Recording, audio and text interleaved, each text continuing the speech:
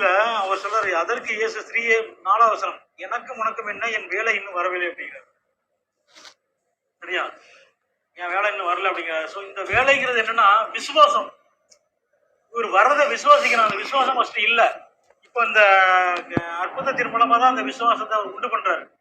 ஆனா ஒரு டயத்துல புறஜாதிகள் ஆட்டோமேட்டிக்கா விசுவாசிக்க ஆரம்பிச்சிருவாங்க. அந்த நேரத்துல என்னோட வேலை வந்துடும். அந்த நேரத்துல நான் மறிச்சிருவேன்.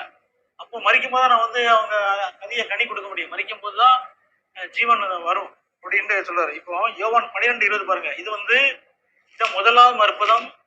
இப்போ என்ன சொல்றாருன்னா, என் வேலை இன்னும் வரல அப்படிங்கிறார். இதான் இப்பதான் ஸ்டார்ட் பண்றாரு. என் வேலை வரல.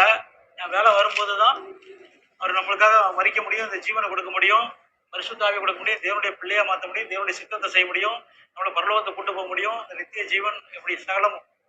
யோவான் 12:20 சொல்றாரு பாருங்க.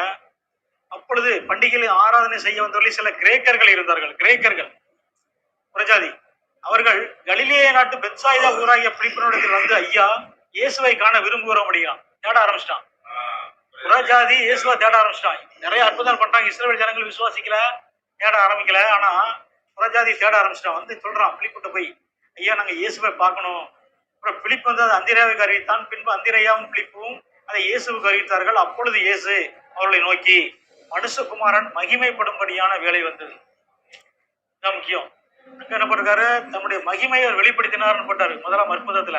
அந்த மகிமை என்னன்னா இதுதான், புறஜாதிகள் என்னை விசுவாசிப்பார்கள்.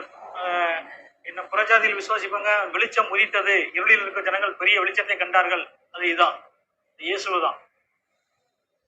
ஸோ இதுல அப்பொழுது இயேசு அவர்களை நோக்கி, மனுஷகுமாரன் மகிமைப்படும்படியான வேலை வந்தது அப்படிங்கிறார். என்ன வேலையா?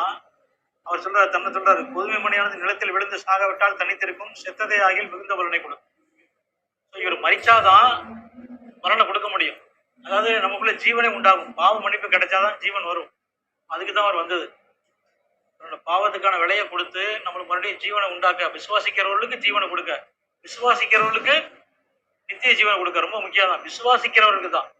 அதான் தேவனுடைய ராஜ்யம் உங்களிடத்தில் நீக்கப்பட்டு அதற்கேற்ற கனிகளை தருகிற ஜனங்களுக்கு கொடுக்கப்படும். யார் அவரை விசுவாசிக்கிறாங்களோ. விசுவாசிக்கணும். அதுக்காக தன்னுடைய கிரியையினால முதலாம் அற்புதத்தை வெளிப்படுத்துறாரு. அந்த அற்புதத்தின் மூலமா அவரோட சித்தத்தையும் அவர் காமிக்கிறார். அதாவது ஆமா, இந்த ஜனங்கள் அந்த ஜனங்களும் இல்ல, விசுவாசிக்கிறவங்களுக்கு நான் நித்திய ஜீவனை கொடுக்க வந்திருக்கேன். நான் இவ்வளவு தூரம் நீங்க பார்த்து என்ன விசுவாசிக்கல, ஆனா அந்த ஜனங்கள் என்ன விசுவாசிப்பாங்க. இப்ப அவங்கள நான் தேவனுடைய பிள்ளையை ஆக்க போறேன். உன்னத்துக்கு உதவாத ஜனங்களா வச்சிருந்தேன். தேவன் அற்றவர்கள் பாக்குறோம். தேவன் அற்றவர்கள், தேவன் இல்லாதவர்கள், தீட்டு அப்படின்னு நம்மளை புறக்கணிக்க